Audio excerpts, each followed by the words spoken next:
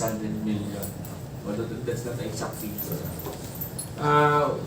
We will see if there will be adjustments in our proposed budget for 2023. Our budget for 2023 that will submit natin sa unang panlalawigan, it's in progress right now. But maagi pa na sa atin, tanong natin kung anong mga adjustments na pwede. So it's not yet final. It will only become final once we submit it to the Sangguniang Panlalawigan. But right now, we are on the conservative side. We will have a reduction. But we rationalize the impact. And we fully understand kung di siya nag-epekto kung ano ang mga measures so that it will not affect our operations. Ang last year's budget, mga pila ko? Like I don't have the figure right now. We can get that later with our budget. Para eksakto lang kita. Pero ano mga major na mga apektuhan natin ito sa mga programa? And supposed to be wala big man based on my initial discussions with our finance committee. Itatlo mo lang naman sa maintenance and operating expenses or sa capital outlay. Again, once isa sa mga rason ba hindi siya mag-impact because halimbawa sa capital outlay natin that we set for 2022, may mga arap na wala man tayo for valid reasons. So that is why nga minimal ang impact nila sa ating capital outlay. Pero ang ginapropose sa subong budget for 2023 ito mas mataas sa 2022. No, it's not.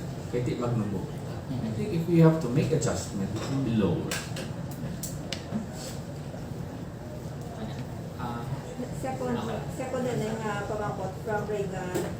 Bali, may Facebook post sa nga ginatamnan sa saging ang dalan from Dueñas to Palino.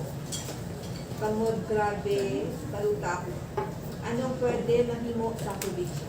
Well, nag-report na sila sa ato natin Barangay Captain of Dalino yesterday.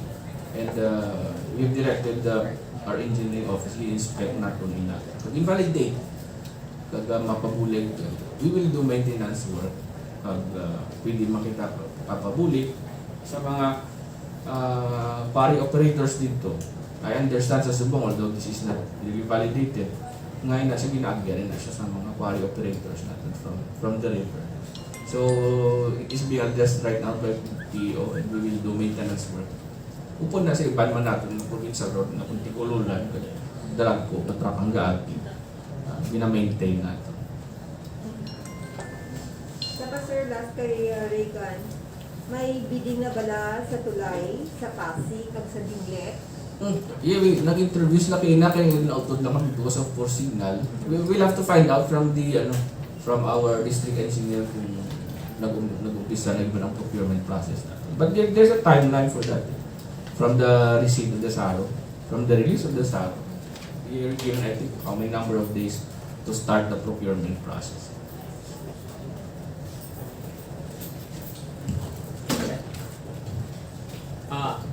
Both earlier this month, aprubahan mo ang Iloilo Provincial Ordinance for Renewable Energy.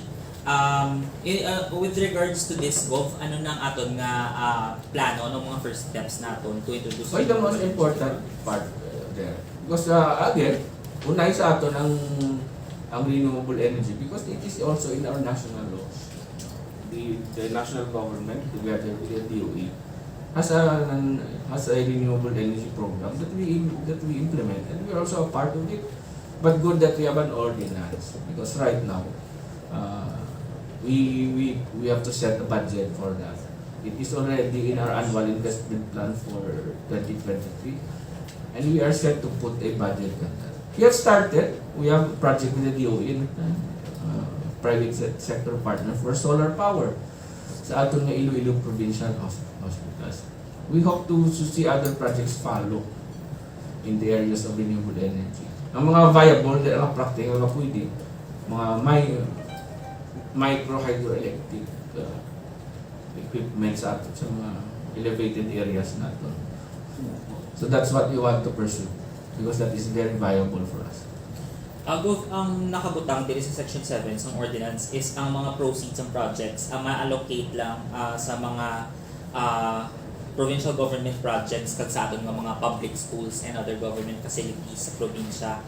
Do we also intend to reach out to the small businesses and private sectors in the province para magamit man sila sang so that they also use renewable energy in their facilities? Yes, of course. The advocacy, we will pursue that advocacy. Na hindi lang kita sa gobyerno, but also the private sector.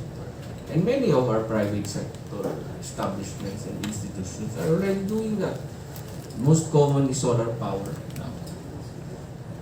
Gov, na-mention yung solar power. Earlier this year na-introduce nyo man ang DREAMS project sa Yeah, that's it. Iloilo Provincial Hospital. Aside from this, are there any other renewable energy projects currently in the pipeline? Kung ano pa ang gusto nyo i-pursue? Right now, we will see, muna sa ko kayo na, we want to pursue the mini hydroelectric na mga turbines that we will put in our mountain barangays. Because that is really very viable for us, and we have tried that before. But we want to be more focused on that, in providing them and maintaining them. May challenge siya sa maintenance ng mga mini hydro. That's one area that we want to explore. And of course, the extension of their DEEMS project in the Iloilo Provincial Hospital. If we can add to that, good. Then, follow up. Good afternoon. How soon kita maka-start implement sining renewable energy ordinance natin? Actually, we are already doing that. Because if it's a program or it's an ordinance, we already have projects for renewable energy. But of course, the implementation of that ordinance again, we have to start with a budget for that and specific programs, of course. Gov, balik kita sa appropriations ng probinsya for next year. Na-mention niyo kanina nga 600 million ang ating internal revenue. And by the way, we signed an executive order, I think that was 2 weeks ago, on the creation of our committee here in the province. Creation of committee for renewable energy. May executive order kasi nag-impirmahan. For that purpose. Balik na danay Gov sa appropriations. Na-mention niyo kanina nga ang aton nga internal revenue allotment for 2023 is 600 million. Pila ang aton nga share from the provincial taxes. Provincial I don't have the figure right now. Why pa makita? Ongoing pa, our budget for sa finance company, ongoing pa. Why pa na siya magsarado? Because as I told them, I will see it first and maybe we have to make adjustments. That's why hindi pa na siya final.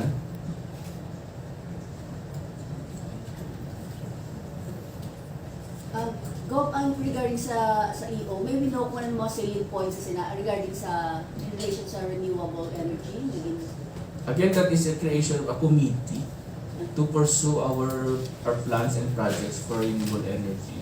We can give you a copy of that executive order. But that, Initially, anong mga targets ko? Mga district hospitals, unahon, or not only our district hospitals, but for the whole province, whether it's renewable energy for our constituent local government units, our schools, or kung ano man. But it is meant to have a committee that will do the planning and of course the implementation of the ordinance now that it is there. Sino maliit ka committee, Gov? I think we list the organization na hindi ko, I cannot remember kung ano ang composition sa sabaw. Go.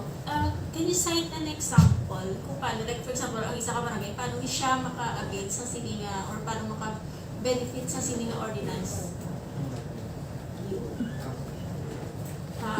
Like anong specific project relative sa renewable energy ang pwede ma-implement implement sa isang kabarangay, something Well, like right now they're already doing it. We're starting with solar street lights and others. Street It lights. depends on what you have. Depends on what you have because ang renewable energy is not just a matter of getting it. Because again, it starts with what you have. Kung ganit, we can have micro, my hydroelectric facilities or equipment sa mga higher barangays because you have the rivers there, you have the water. It depends on really on what you have. Of course, solar is common to everybody. It's common to everybody. Yung identify mo, pilala na sila kabilog mo. Solar, waste to energy program, which right now is not really very viable for us. Right now we are at solar. And it depends on the affordability of solar kung ano ang gamit. Gov, in addition to that, parts ng aton nga Halaur River Multipurpose Project is also a hydroelectric dam. Will we also tap into that? But hindi na, tama ka na po. I think we only have 11 megawatts for that project. That's not a very big source of hydroelectric power.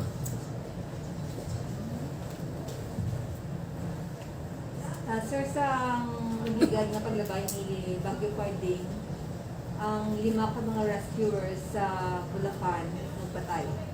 Dili sa province ay noong ginapabakod ang mga logistics, facilities, kasi syempre capabilities sa mga rescuers. May ara bala sa mga rescuers nga job orders lang kay anong mga benefit Now, nila? our responders are organic here in the province. When I came here, we already have the emergency responders of Iloilo, the EROI, which is under our PDR. They are not job ordered line because they are from our departments. They volunteer to do response for the province. So, lain-lain na sila. Some lang ilang employment because they are part of they are not only hired for response, but right now, we have started to expand it. Because now we are putting up the provincial civil security group. I have yet to issue the administrative order. We are making the administrative order for that. Although it has started because we have already hired 4. We are hiring them so that we can train them for civil security. That is, they will function as a security for the province because we are phasing out our provincial guards, but we also need security for our assets and our personnel. So we are trying to revive that, but not only as security but responders as well, multi-role responders. We will train them. We train them for security of the PNP and for response. So that is our direction. Again, they are not hired for responders only because they can be under the DO, the provincial office. Some of them can be with Penro because ang aton nga provincial civil security multi-role may specialization na siya. We want some of them to be specialized in health. We want some of them to specialize in environment. So far 4 pa lang aton nga na-hire. And we are now trying to fix the responder vehicle that was given to us by our partners from Korea and the Red Cross. So that is our direction. We don't hire responders for sole purpose of just serving as responders. That is our direction right now. In the future, we may hire them, maybe as contractors, but that is not sure yet.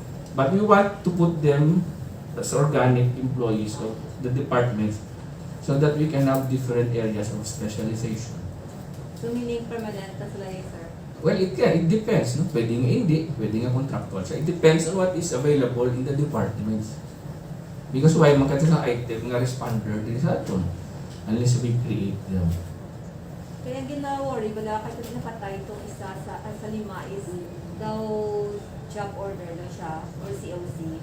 COS, contract of service. Bali sa benefit bala ang ginaano po. But yes, of course, first they get the benefits out of their employment. But it depends kung lain ng imuyang mga situations employment. The LGU should help accordingly.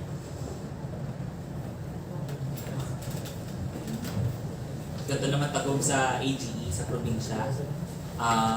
May napatay na AGE case sa Tigbawan. Yes, we have one. Then we have our status sa aton nga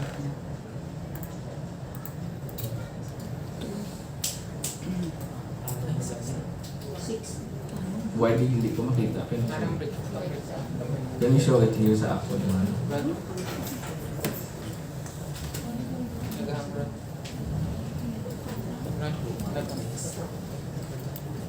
Wala ka tuwa sa TV. So we have two current active cases. Recovered 74. And we have 6 mortalities. But we have to find out this because before the figure was 1. Nag-update kita siguro. And we have to know what happened to our 6. Just to the rise of patients. Conception, pero pakungo. The last time that we updated, we only have 1 fatality.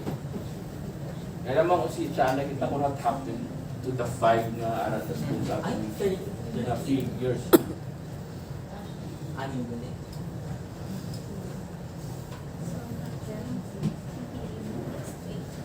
But if it's any consolation to us, why nag-develop ang ating pieces? Again, the barangay had AGE.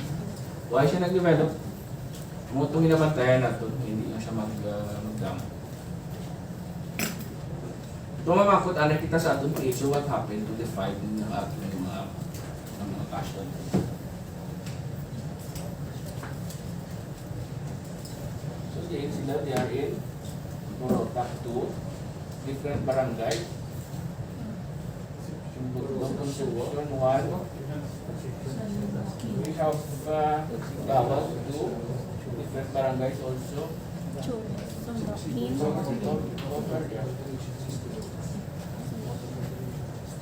This also asks doctor opinion kung anong circumstances surrounding this casualty sa AGE na.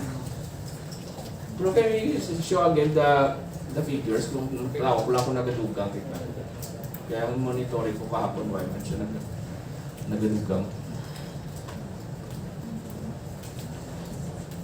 Nagahanging ako na screen. Where's the camera? Anyway. Total disability.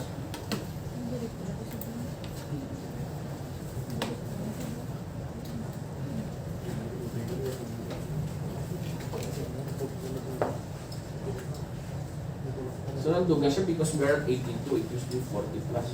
Why plus why? Isang why pa nakasunod na atin ng mga reports.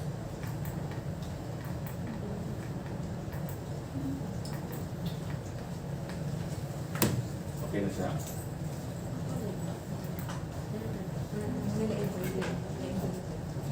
Hindi ko sa AGE na siya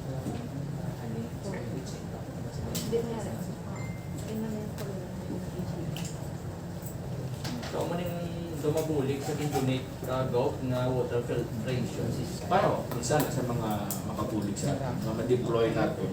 Pero more of the ano to siya, mga disaster areas na wide access. Kapit ako mga mga bagyo na mas useful na siya. But pwede man na siya. Pwede man na siya. But right now, may mga water sources may sa barangay natin. If ever may mga contaminated ka, they have options. Kasi why man sa kalamidad na mag-apik nito sa mga ginaharinan sa tubig na ito. At gawin din siya is yung mga barangay, ang kuyo mga matanda. Ang hindi mga matanda. Yes, po. Ano siya? Okay, I will say why pa ko taro pa ni kung din sila makadto. We will ask our PHO kung anong departments kung anong beneficiaries natin sila. Nalipat na ako. Ago. Are any of these cases, in any of these cases, have they been confirmed to have cholera as well? Not yet. Makutanay kung may dungan. Pero pero gin-submit na sila for testing, wala pa. We will see first kung anong... Lang yan, I will have to ask kung pag-uning anong nga sa aton, ha? They were not clear sa akon ng mga previous monitors. We will have to ask our PHO, doctor opinion later, anong circumstances surrounding it. We can ask her later also, of course. Can remember, it was only one. When was that? Ang uli natin yung press con, di ba? Friday. It was only one. What is today? Today is Thursday. So may mga reports kita nga nagsulod. Let's see, first kung nagdugong din, kita nagdugang. Ano mo ko dala? Six.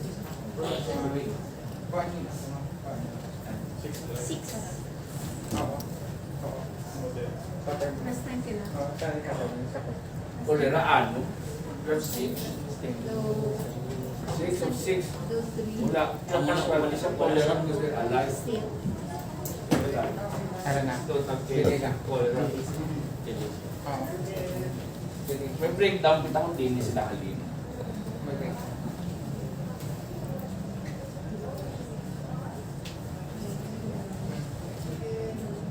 Mabuto nyo kay Dr. Kim, yun meron yung the file.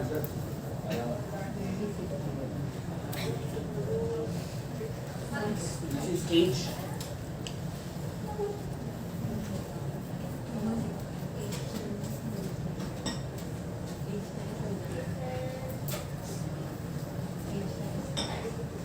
Oo, may age. Ang death. Ang mga states mo lang pag ituhan mo. Hindi nyo padako-dako. Ituhan mo sa issue.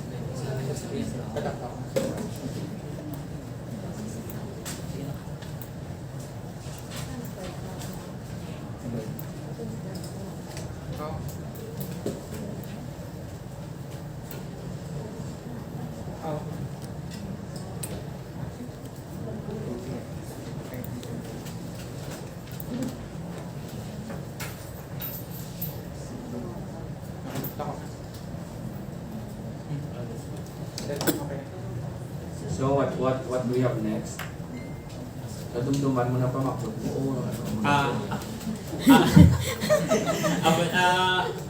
Ang isa pa ka-question, Gov, ang Iloilo City Government nag-procure sang mga cholera vaccines, tapos ang DOH mahatag man sila sang cholera vaccines.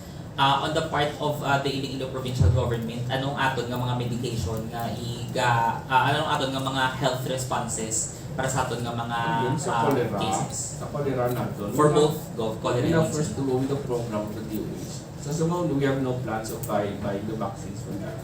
Because we will first ask from the DOH what they have for us. Then we will see. Nagtawaran natin ang problema ang levels ng program. Ang program before we implement a vaccination program. Kasi on the vaccination, it also depends on the presentation of the disease. Right?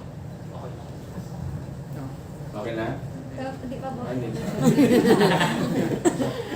Vaccination mo nagog kay ginapalo namon ang 100 days kung ni President Marcos, particular on the Pinas Lakas. So I know madabo ng mga programa ang gina-implement ng province. So, sa vaccination ko, ano ang contributions na sa bakas sa Pinas Lakas? Bakas para. Amo to aton nga approach, but we still have to check kung ano ang accomplishments sa aton nga ego nga to.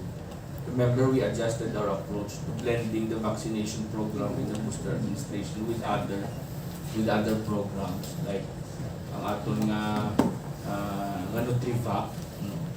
Nutrivac had its accomplishments, and ang aton nga what is anong na bakuna ulayon sa programa. So we enjoined our LGUs and our private sector partners to nga iulayon nila ang vaccination kung may mga programa sila nga may gatherings. We take advantage of circulation and the mobility or kasi manwas. Pag aton nga mga bakuna ula antis sinadya, the gatherings, allowed gatherings under COVID-19 alert level 1, we encourage our LGUs and private partners to establish a vaccination site kung may mga tipon-tipon kita nga pwede natin what do you call this, to use, to utilize or take advantage of, so that we can administer the vaccines. But ang concrete nga monitoring, we still have to see kung anong figures natin. I'm not very sure kung ini aton nga mga numbers sa subong. ang may mga reports na nakita on the booster nga nagdulugang. Kaya it appears why pa siya kahulagin in the past several days. Sometimes the reason is that the reports are not yet in. Ang aton 18.39. But it's really slow. It's really slow ang aton nga. That is why nga we are continuing to face a challenge sa booster natin. Because the uptake is really very low. And again, we are positioning to think of other ways and to make adjustments kung paano po kita makaimbitar nga ang aton mga kasimana magbakuna. Again, as the same as before, the lowering of the the lowering of our gatekeeping indicators sa COVID-19 nag-apekto man sa aton nga administration sa aton nga vaccine. Especially right now ang aton nga ADAR nubo, 2-week growth rate. Daily cases nato nagbubunos siya. So it affects the interest of our constituents mga kasimanwa nga magpabakuna. Hanggang sa kainago, di ba, may bakuna kaya. Yes, that is part of it. But again, although patapos na yung 100 days, it doesn't mean that we will stop. Kaya mga aton, our approach is that we continue. We continue to blend our vaccination with our other programs so that they become part of our daily grind in the implementation of our health programs as well as other programs of the province and the LGUs. Good lang magbakuna, so very difficult to increase the numbers of boosters.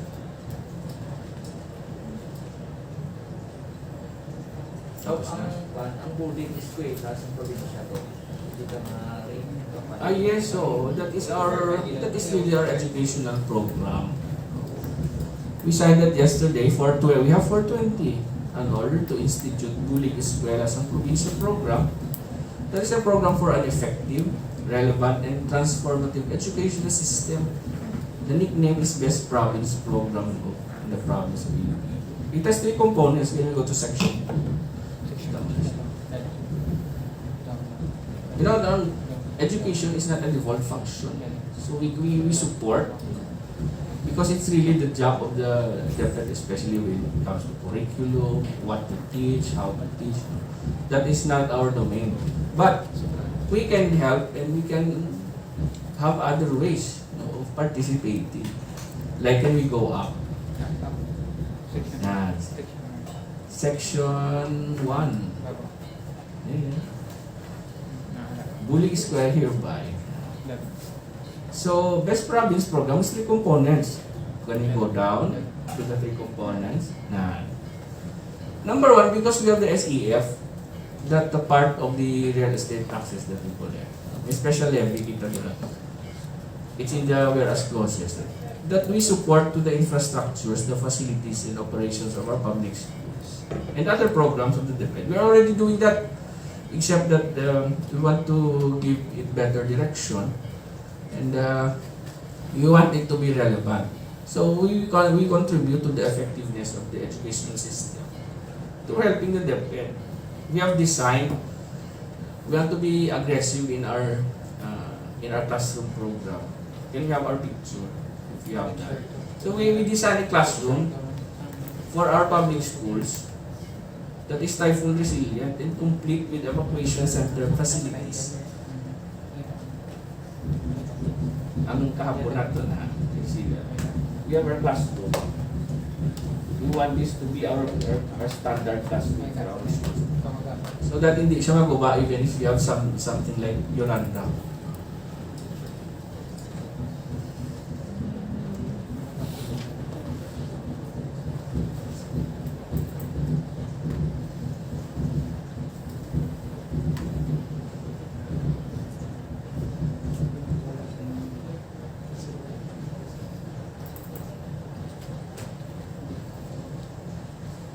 Sige makita.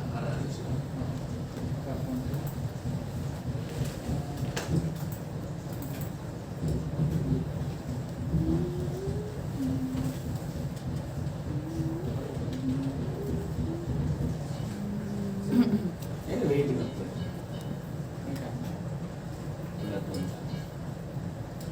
total na hindi man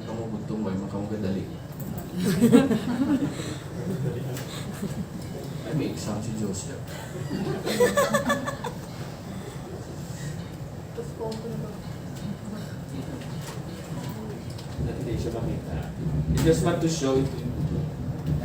Because we are reprogramming our classroom so that it will look like.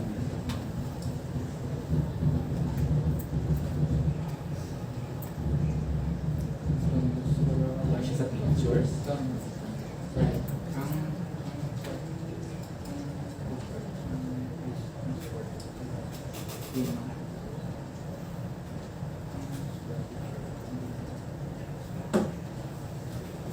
Eh, you can show it later kung wala din.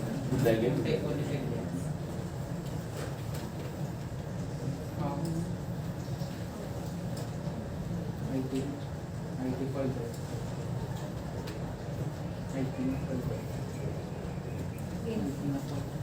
Apply natin.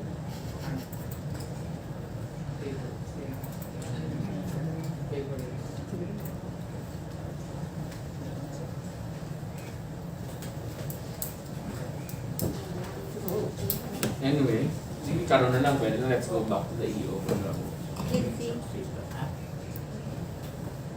Lin. For the pictures, may mga question. Kita sa classroom.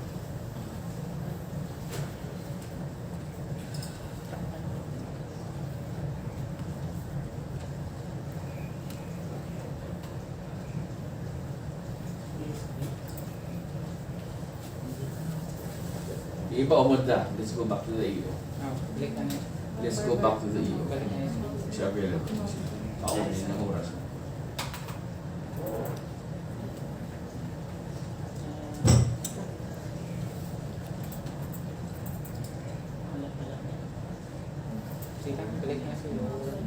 Hindi na lang. Kaya na siya kung digit. Why na? Balik na to sa EO na. But anyway, we have a new design for a typhoon resilient classroom, complete with evacuation facilities, CR and everything. And the second component is under section 1. Can we go back to that?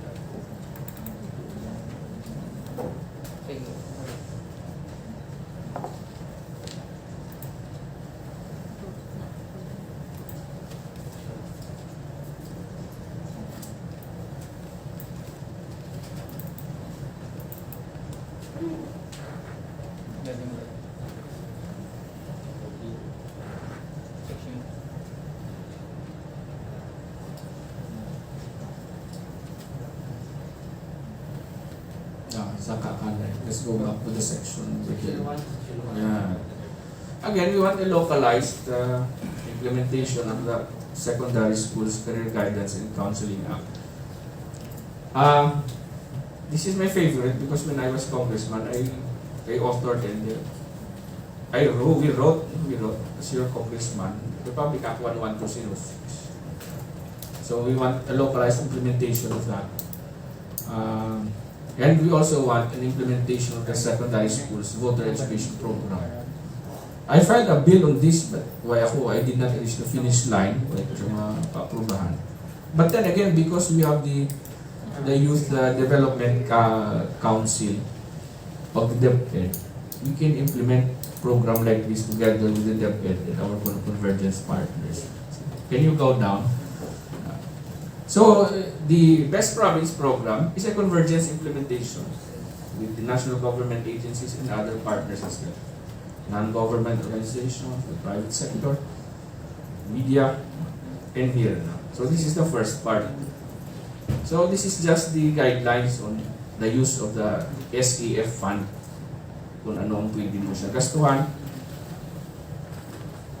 And that is one way of helping the DepEd program. The other is, can we go down to section 4? The other is, we want to interface. Ang DepEd may program, may educational program na siya. But those programs, they have counterpart programs here also in the Iloilo provincial government, implemented by our different departments. So that's a long list of programs, and some of them have counterparts here in the province. For example, we are developing teen centers in all secondary schools. We want to put our program for a resilient Iloilo in mind and most in our teen centers. We want to make it the headquarters of our teen centers. And also the career guidance and counseling program and the voter education program. We want to make maximum use of the teen center. So that is our design. We want to block the wind. No.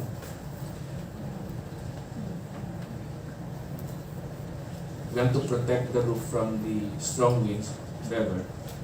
That will be standard, so that it's stronger against the typhoon, and that can